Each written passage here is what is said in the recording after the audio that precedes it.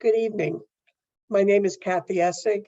I'm a member of the Northern Virginia and DC chapter of CHAD, and I'd like to welcome you to our 2022 Resource Fair, which highlights ADHD Awareness Month and begins with tonight's keynote lecture, Effective Collaborating Parent, Teacher, Student, then continues with additional lectures on the 18th and 25th, in addition to an in-person resource fair at the Vienna, Virginia Community Center on the 15th.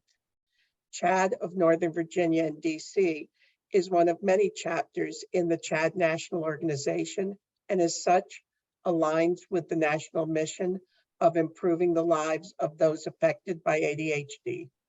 We are a volunteer organization of trained professionals who offer support in a number of ways.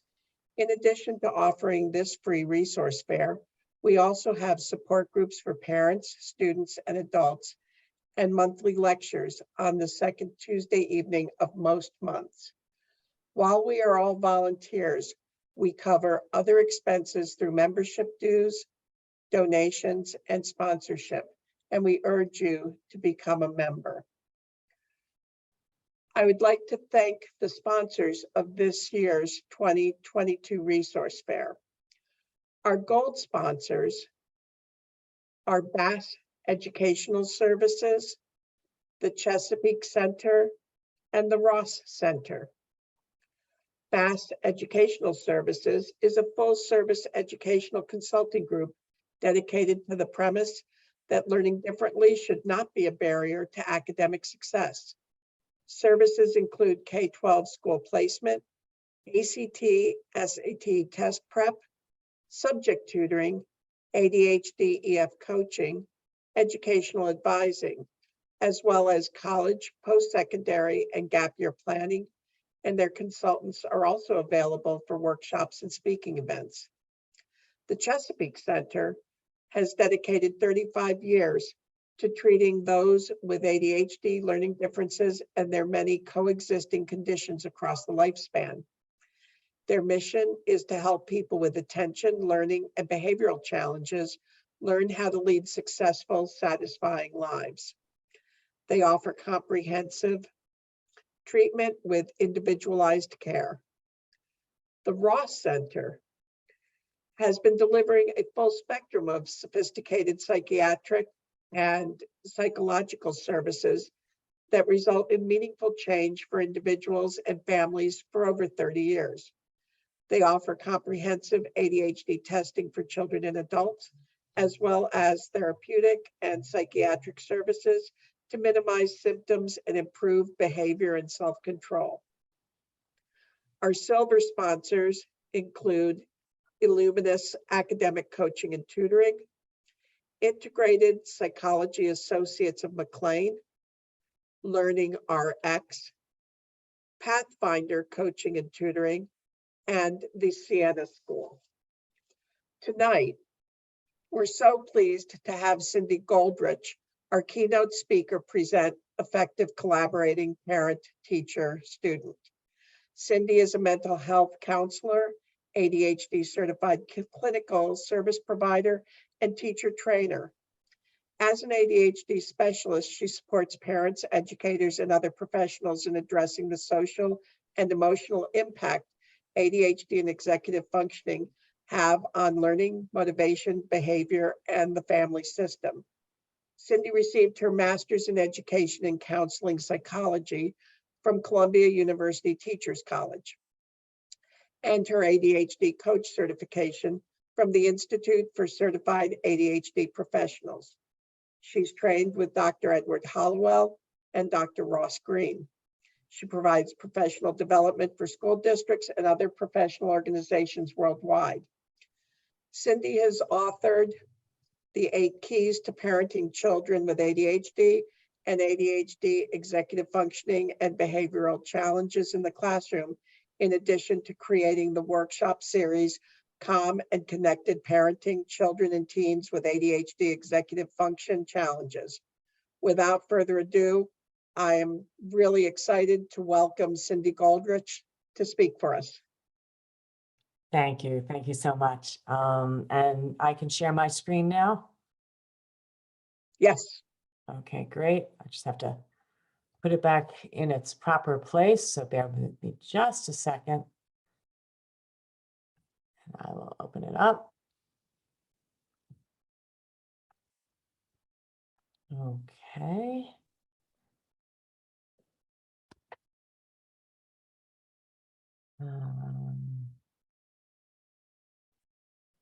There we go. Okay. Okay, terrific. You can all see my screen now. I'm going to make a request. Those of you who can and feel comfortable, I would love to see your faces. It makes this so much more engaging. I don't care if you're feeding your kids, you have noise in the background or anything else. It's just, we've been through 2 years of COVID. I've been doing this virtually since before COVID, and it's just nice to see how you people are hearing me, and this way I'll know that, things are resonating. I also want to say that if you have questions, please feel free to either write them in the chat or just take yourself off mute and ask me your question live. I want this to be interactive. My goal here today is to really answer your questions. If you're not sure if the question is right at the right spot, that's on me. I will either answer the question now or let you know that I can answer it at the end. Okay. I'm not going to bore you with my whole profile since I know that was just read, but I do just want to point out that if you do need support, I am going to once again give you my email address. I believe your email addresses will be sent to me, but I do have a lot of follow-up information I'd love to send everyone based on this workshop. So feel free to email me directly, cindy@ptscoaching.com. Okay. All right. Without further ado, let's talk. Overheard in the halls, in their homes, inside their heads. I'm going to get all A's this year. I'm going to make the baseball team. I'm going to make new friends. I'm not going to get in fights this year. I won't let myself be bullied this year. We as parents have a lot of ideas about what we want this school year to look like. We have a lot of ideas on, very often academically, what milestones we hope that they reach and surpass. One of the things I think is most important when we talk today about effective collaboration between the teachers and the parents and the students is what's really important to that kid. And whether they're in kindergarten or 12th grade, it may not always be, I want to do better in math this year. So I just plant that seed. Because the other thing to consider is that a goal without a plan is just a wish. So these kids have all these goals, right? But how are they going to get there? How are we going to get there in terms of our goals for our kids? Because without a well thought out, detailed plan, it's really nothing more than a dream, bravado, or magical thinking. What's magical thinking? That's when you believe in something that you really don't have any evidence to believe in, right? So it's very important to connect with that. And a little bit more in terms of goal setting, research actually shows that when people set goals and work toward them, not only do they perform better, but they experience less stress and anxiety. Think about that. This is not just for us as adults, it's for our kids as well, because we want them to see how they can get to where they really are wanting so desperately to be. So the benefits of goal setting are that it helps you prioritize what's really important. It kind of distinguishes between, I'm going to get all A's this year and I'm going to make the basketball team. When you start to really look at what's involved in both, you may start prioritizing things and realize, you know what? Something's going to give somewhere, or I'm going to need to make some shifts. It helps you think positively about the possibilities in your life. We all know that when you have an optimistic view of your future, it propels you in a much more healthy mental way. And it helps you design a pathway toward your success. And finally, it helps you push yourself toward your true desires. You've actually taken some time So now let's talk about what our goal is as parents. Well, parents want to feel heard, and they want to feel that their child is receiving the support that they need. You know, this new school year, I guess you guys are in the East Coast, so you started after September? Did you start after Labor Day? When did you start? I'm going to assume you started after Labor Day, if I remember correctly. Either right before or right after. Either right before or right after, yeah. I am in, just so you guys know, I'm in Boulder, Colorado, where school starts in the middle of August. So we're well into the year by now. But I know that when I speak to parents, very often they're thinking about last year, what worked and what didn't work. And one of the primary things they're thinking is, I want these teachers to get it. I want them to understand my child. I want to make sure we have a good year. Let's talk about the teachers. The teachers want to feel respected for their knowledge, their care, and their time. I'll just put a shout out. I'm sure some of you out there are wearing more than one hat, right? You're parents, but you also maybe teachers or psychologists or psychiatrists, counselors, speech pathologists, lots of different professions, right? We all want to be respected in our profession. Teachers have had a rough couple of years. My daughter is actually a special ed teacher out here in Boulder Valley. She co-wrote my book with me, and she told me today that a kid who she loves, I mean, she loves her kids, destroyed her room today. Just had a meltdown, and that's what was going on. We need to understand a little bit more about sometimes what's going on the other end. And students, they want to feel successful. And for many of them, they want to feel independent, and they want to feel trusted. They want to feel trusted that people realize what they're really wanting and that they want to do well, right? So let's help everyone work together to meet these goals and these concerns. Now, by the way, I just want to share, I do not see the chat. So if there is something that someone's writing, feel free to let me know. All right, so let's go a little deeper. Parents, what are your concerns? I want to open this up before I start talking. Anyone want to share? What are some of your concerns when you think about this school year that we've started? Anyone have some angst or anything that they want to share?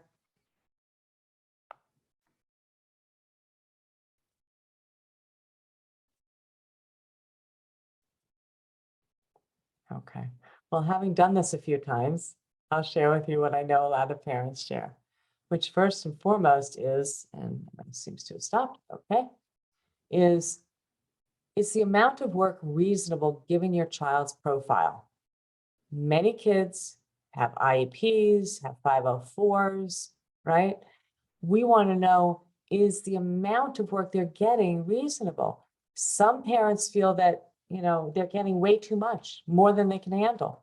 Some feel like, their kids are very bright. We know that by and large, many, I don't want to say most, because I don't know statistically, but certainly a large percentage of kids with ADHD are very intelligent. This has nothing to do with intelligence, right? So sometimes they worry about their kids being challenged enough. Also, is the level of the work reasonable, right? Which kind of goes part and parcel, but some of it's about the amount of work, some of it's about how challenging is the work. Is the IEP or the 504 being appropriately implemented? Now, I can tell you, if you've got a kid in elementary school, they're not always good reporters about what's going on in the class. And they're not always aware of what services they're really supposed to be entitled to or expecting. I encourage all across the board that kids know more about what their unique profile is. Obviously at an age-appropriate language, et cetera, but we want to see if Johnny's supposed to be getting a second set of class notes, is he getting them? If he's supposed to be sitting in a certain seat in school, is he getting to sit there? By the way, a little sidebar, and you'll see I'll say this throughout the presentation. We have to include the kids. Sometimes the IEP we have to look at from their perspective. I'll talk about this a little bit more later on. But for some kids, that seat that they're being told they should sit in, because the teacher wants to keep an eye on them or whatever else, is probably not the right seat for them. And that may already be raising their stress level so that they're not attending as well in school. So something to think about. Is your child expected to complete schoolwork that was unfinished during class time? I can't see your faces, but I'm sure some of you are nodding at this because I know this for a fact. A lot of times teachers send home work, especially in elementary school, that the kid did not finish during class. We need to think about, why did the kid not finish it during class? Is it because they simply didn't want to? I'm not a believer in that. Usually there's other explanations. But the bottom line is, if they didn't finish it in school, are we in some ways, in their minds, punishing them and having them do it at home? Let me explain that a little bit more. Kids do well if they can. And if he didn't do it at school, maybe there were some reasons. Maybe he couldn't for whatever, whatever else going on. Maybe he was distracted, whatever else. Having him now have to do that homework, that schoolwork at home, is adding to the burden of his homework.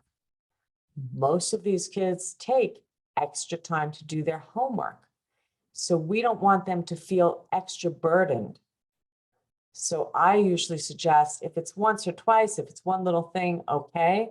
But if it's become a pattern of behavior where your kid is expected to do work that he didn't finish at school, rather than just having your child do that work, I'd want to have the conversation with the teacher. Maybe they can pick out 1 or 2 questions for the student to do. Maybe we can get to the bottom of, why isn't the work being done at school, so we can do the proper supports. Also, how can you best collaborate with your child's teacher? And I'll talk about this a little bit later in the presentation. Now, I mentioned the importance of getting your child's input. I encourage you all, gather some information about your child's concerns and perspectives for the new year. What are the greatest challenges they believe they faced in learning during class and doing their work? In other words, last year, what did they think really went on for them? They may surprise you. It may not be what you were expecting. Also, what do you think? What do they think would help make it easier for their learning environment and experience? Some of these kids are pretty savvy. They know what they need. They know that if they sit next to a trusted friend, that friend might be very easily able to get them back on task, or just share something that maybe they missed because they were looking out the window. Remember, looking out the window is part of their diagnosis. Excuse me. Bear with me a second, please.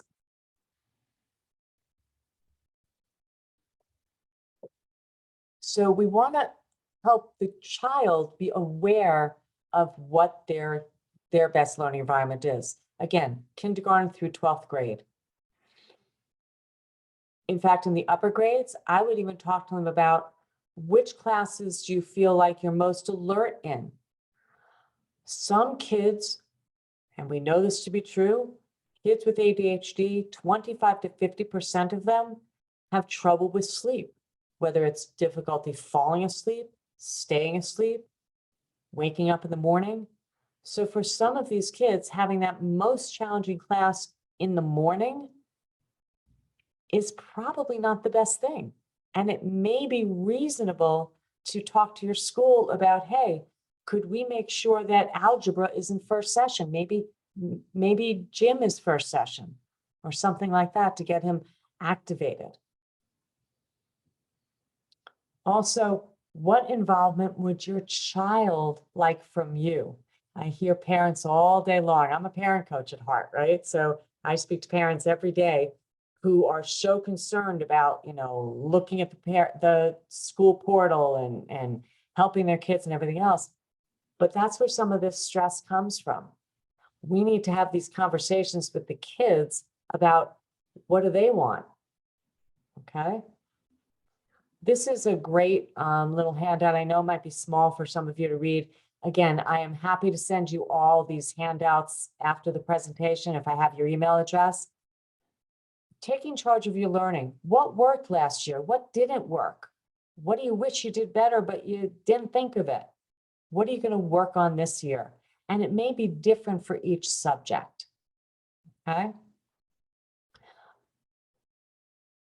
I see there are some questions in the chat. Do you want me to address those? Okay, let me just see. Okay. So parents have talked about when you'd asked originally and what they thought helping my kid actually meet deadlines and organization were the 2 points, which you've sort of addressed all. Yeah, and we could talk about that a little bit more. Helping your kids meet deadlines. I would love to have simple answers. It's a process, and I'll talk about this at the very end of this presentation, but we have to first be detectives and figure out why they're not meeting the deadlines. We have to see what are the tools and strategies they already have, what's getting in the way of using them. You know, I was talking to a couple today, their child is 17 and he's a junior in high school, and they're very concerned, is he going to be ready for college? Right? We're not sure he's going to be able to. Can you coach him? Because I've got coaches who are trained experts in working with high school and college kids. And I said, here's what I need to ask you first. On a scale of 1 to 10, 10 being, wow, you found me a coach, mom, dad, that's great. I really want to work with someone who's going to help me get organized and everything else.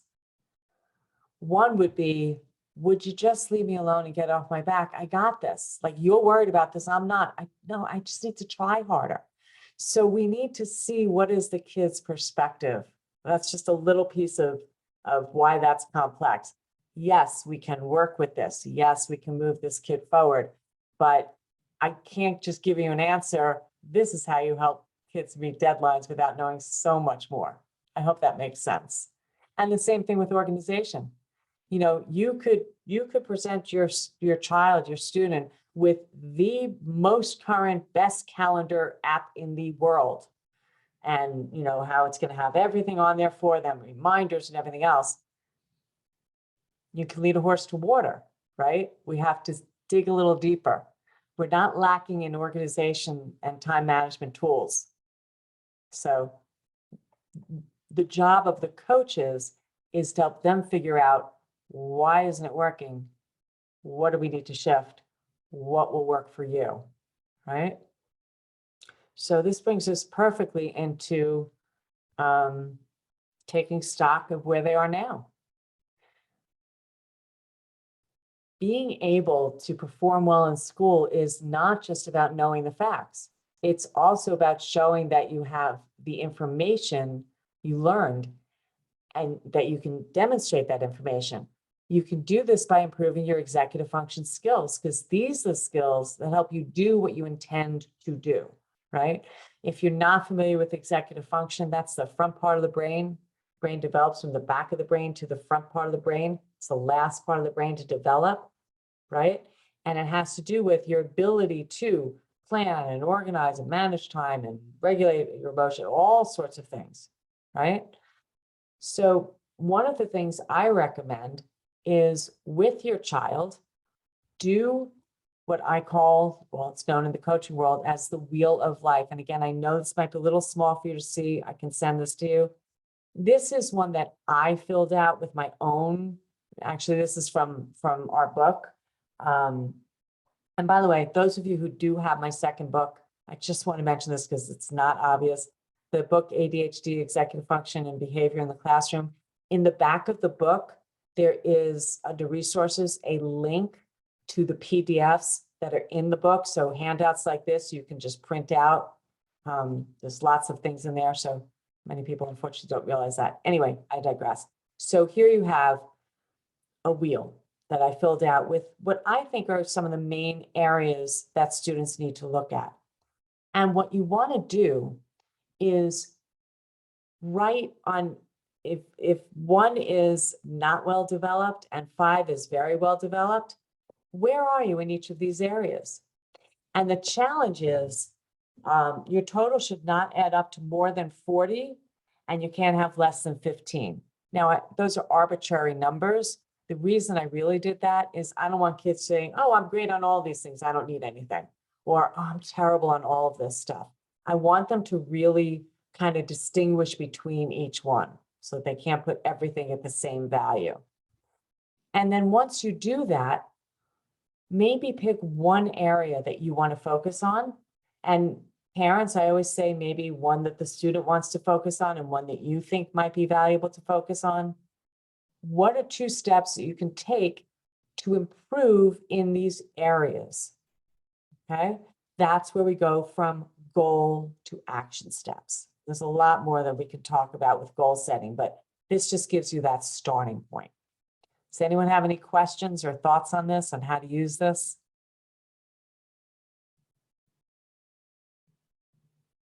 Okay. Next, let's talk about communicating with the teachers. Okay. Communicating with the teachers.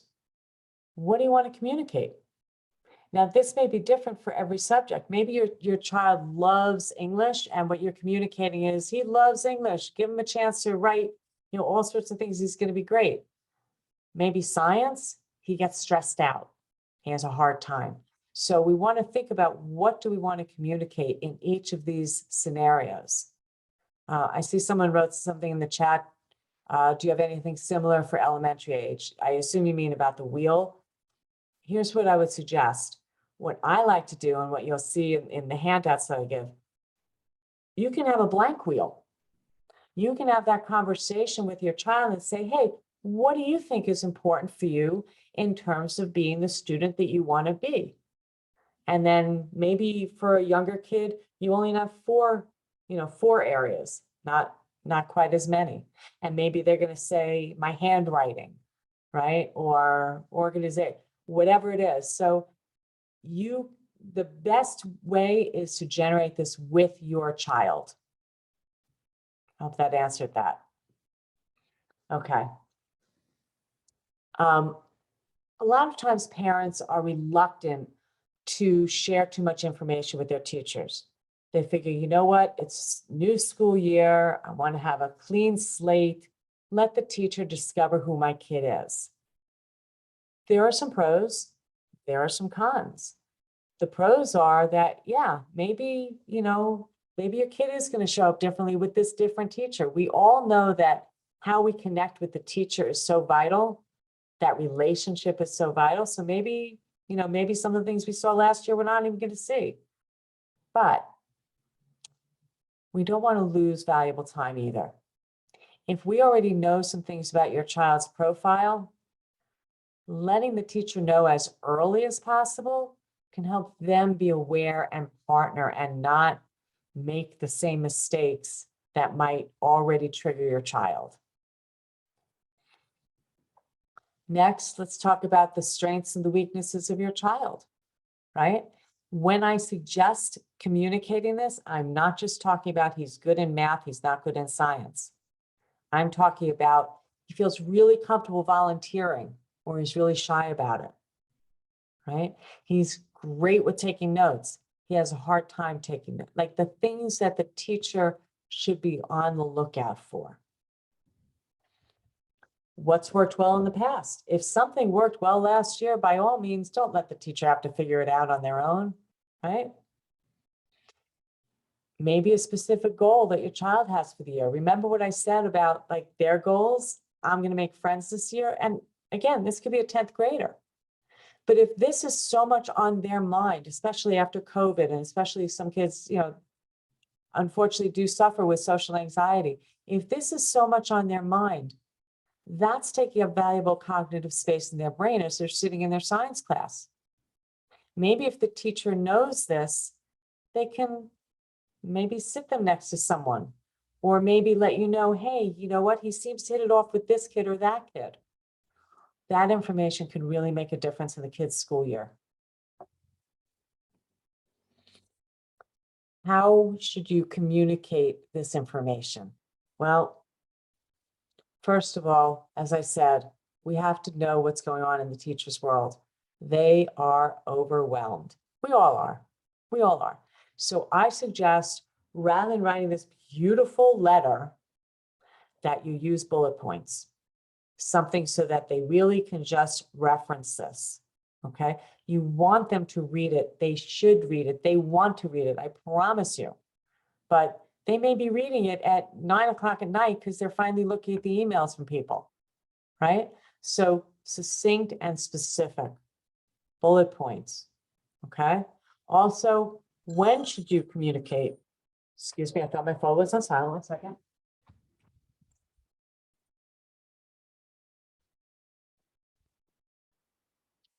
Put it in the other room and it still rang. Anyway, when should you communicate? Ask the teacher. When is a good time for them? But also in terms of times of the year, I think at the beginning of the year, and I still consider this the beginning of the year, it's a great time to shoot off a letter. And I have lots of, I have some letters I can send you templates of. And I think 2 months after the school year starts, that little check-in, okay, you've got to know my kid a little bit. He's gotten to know you a little bit. Here's what's going on. And then after the new year, right? That halfway, it's not really a halfway mark for school, but that's definitely a demarcation.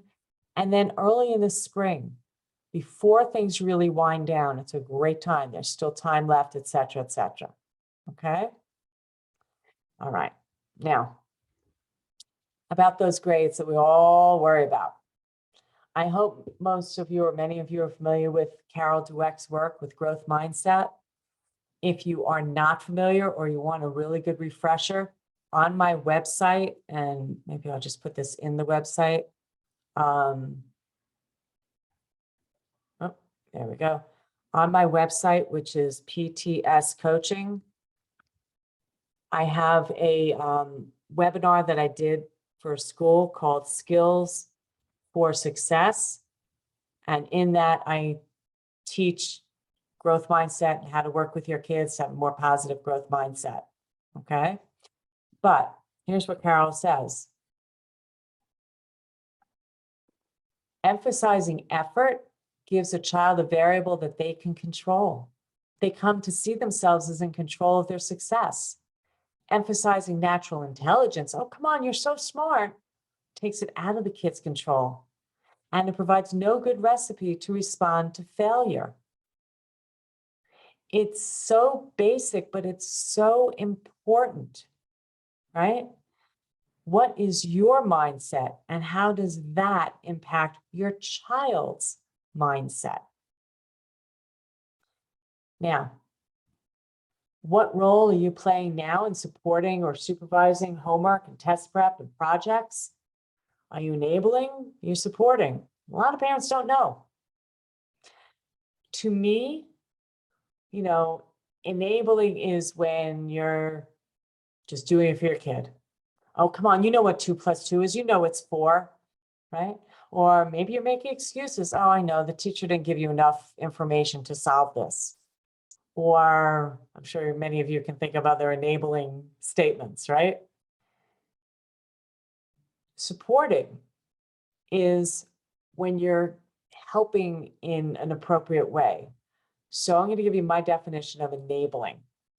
Enabling is doing something for someone else without a plan to help them do it themselves. I'm going to say that again. Enabling is doing something for someone else without a plan to help them do it for themselves. Mom has a plan, Dad has a plan. I'm going to teach him how to remember his violin. Right now, I don't have that time. I got to just take it in because I don't want him getting in trouble. And that's why I say we as parents need a black belt in parenting. This isn't easy, right? Knowing what we're doing. The greatest impact parents can have on their children with ADHD is to help them understand what's truly getting in the way of meeting their goals and providing them with the knowledge, the tools, and the strategies to succeed in school, at home, socially, and in life, right? Our role as parent really is that important. Now, for the teachers out there or the teachers that you'll be, conferring with, what would be helpful to know about a student before the start of the year? Again, the same issue, pros and cons of knowing versus discovering. And then I always encourage teachers, I do a lot of teacher training as well. I go into school districts, so I share this information on that side of it as well. Invite the parents' input, right? Because they know their kids. So help them communicate that with you. So this is something that and again, I will send this out to those that wish. This is something that I work with teachers to give out to the parents. Again, kindergarten through 12th grade. Because the more they know about the kid in front of them, the easier it is for them to teach. Okay? Now, in terms of connecting with the student, as I said, most students have internal thoughts and concerns about the new class, right? Whether they express it or not. So the more we allow the students to be heard and understood, the better off. So proactively creating a relationship with the student is vital. And again, this is another handout, so I know the print is small, but I'll just kind of summarize it a little bit. These are the questions that I encourage teachers to ask the students so that they can get to know them. Because we know that the successful kid is the one who feels connected with their teacher. It's that important. And then finally, let's look at the student's role. Here's the thing. Advocacy is a developmental skill. It's a skill that we have to teach. It can't be an expectation.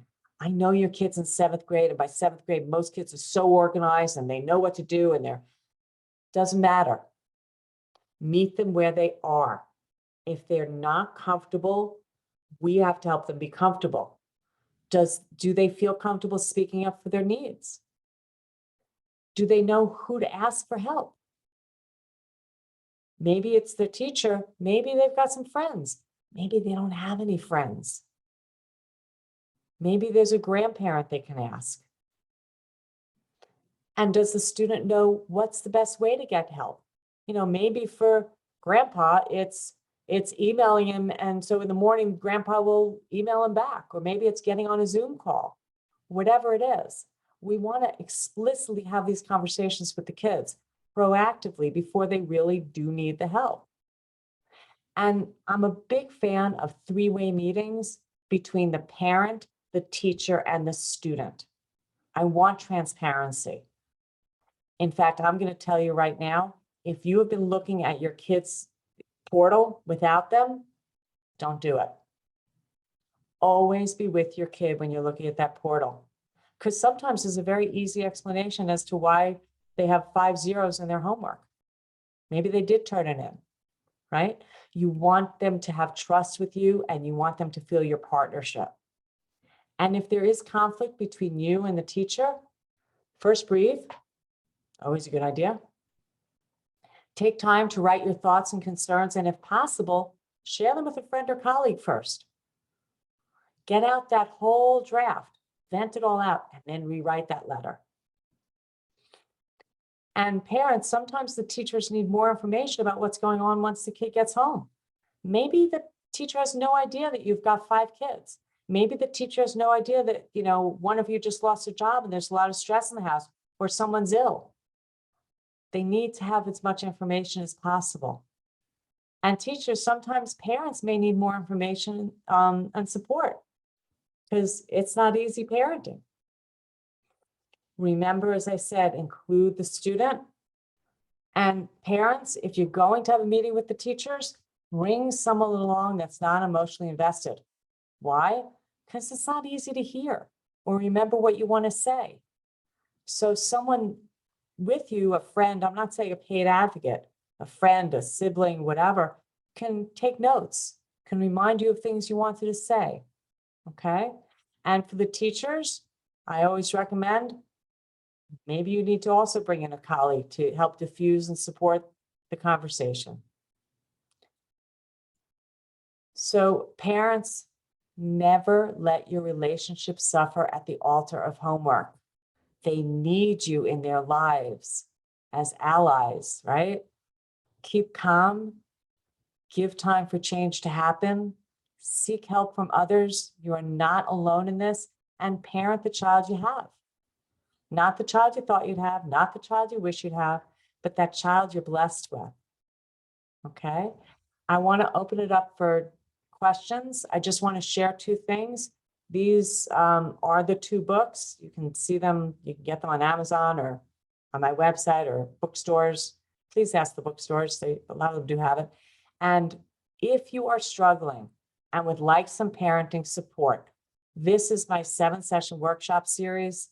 You can take just session 1 and then decide if you want to take the rest. I have one coming up, I think next week or 2 weeks. It's a live interactive webinar. Happy to talk to you about it. If you need me, I'm here. Okay, I do parent coaching. I've got coaches that work with the kids. I go into school districts. I train the teachers and all that other stuff. So let me open up the floor, see if anyone has any takeaways, comments. If you want to tell me what you got out of this and what you want to commit to do, sometimes that's very powerful as well. I'm here.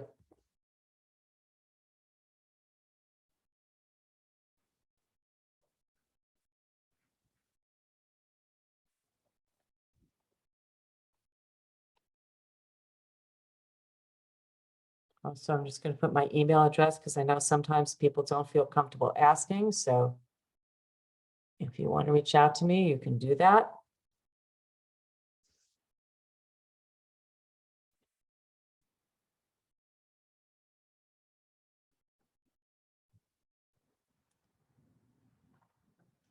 Okay, I hope this has been helpful. Joyce, I see has a hand up. Yes? Yes, hi. Joyce? Thank you so much. This has been extremely helpful. Just a quick question about some of the headings that you could use for the letter for the teacher. I'm sorry, the heading? Examples of let's say headings that you could use for the bullets, like the big headings. Oh, Like, you know what? yeah. And as I said, I'm happy to send you, I have some sample letters, so I can send those to you. It's hard for me to answer that, Joyce, only because, as I said, every child is so different. Age is different, whatever, but you want to do a draft first and think about what are your concerns? What is it you most want them to know? And then you'll see where you can kind of gather the common areas and come up with your headings. Maybe it's how they are socially, maybe it's how they are taking notes, maybe it's how they are, how they're managing homework. Maybe it's their study skills. So I would start with that. Sure.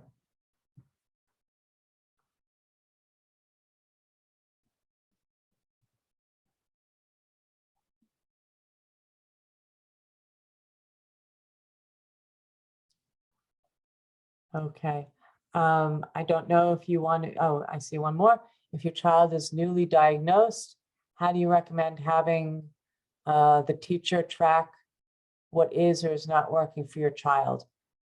If they're newly diagnosed, I would suggest you're going to want to look at what are the measures, what are the areas that you're concerned about, that the diagnosis was most, relevant to, and share with that teacher,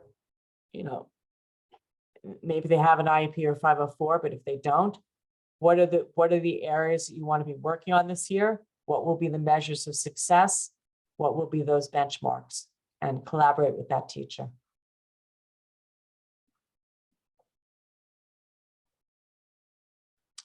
Natalia, did you have a question? I do, thank you. This has been very helpful. And I'm actually having a 504 conversation tomorrow. So not only helpful, but quite timely. So my son is 13.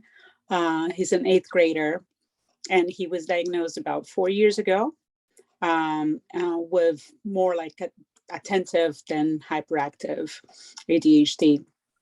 And I always kind of wonder myself, what can we do to best help him?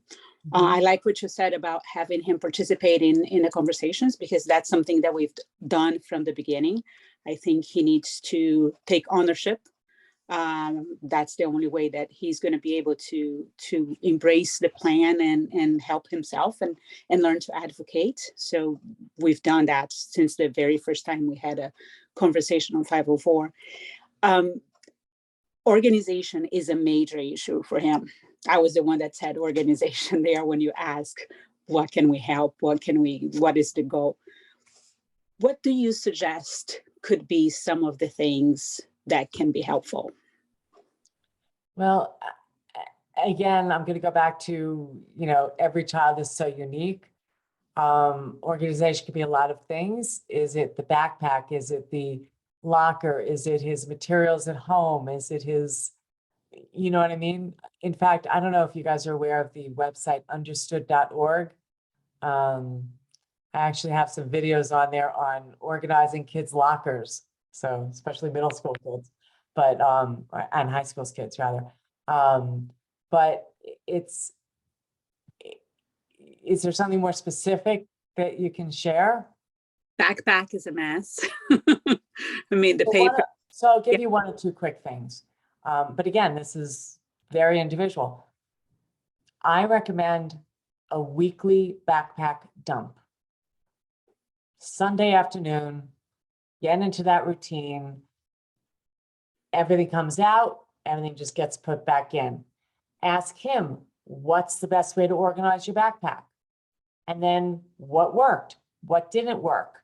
Also, I love having a nice sturdy folder. I have my virtual thing on, so you won't be able to see it, but I have these folders from, they're called Nicky folders, N-I-C-K-Y, Nicky folders. They're like plastic and they don't break. Like you can have them for years, and you can have a 10 pocket folder so that at least you write in there math, science, English, social studies, whatever, so that whenever they get papers, it at least just goes in that one page. And then when they get home, every few days, they can put them in the loose leaf binder, right? Things like that. So routine, just every Sunday afternoon, this is what we do. Once every month, we kind of make sure your desk is cleared off.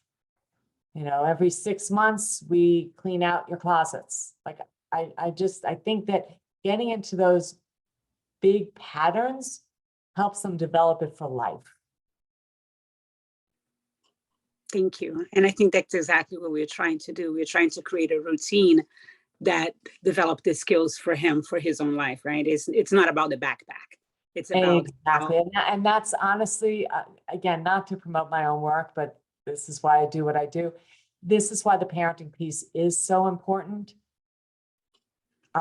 Knowing, as I said, remaining calm and connected and improving the communication, knowing how to collaborate. How do I know, that I'm hearing him and not just him hearing me? So all of those things, we make such monumental shifts forward when we shift how we parent. So I just put that out there as well. Parents love their kids. There's no doubt. Parents are trying all this other stuff. But when you have a complex kid, you need complex tools. That's just the reality. Thank you, Cindy. Sure.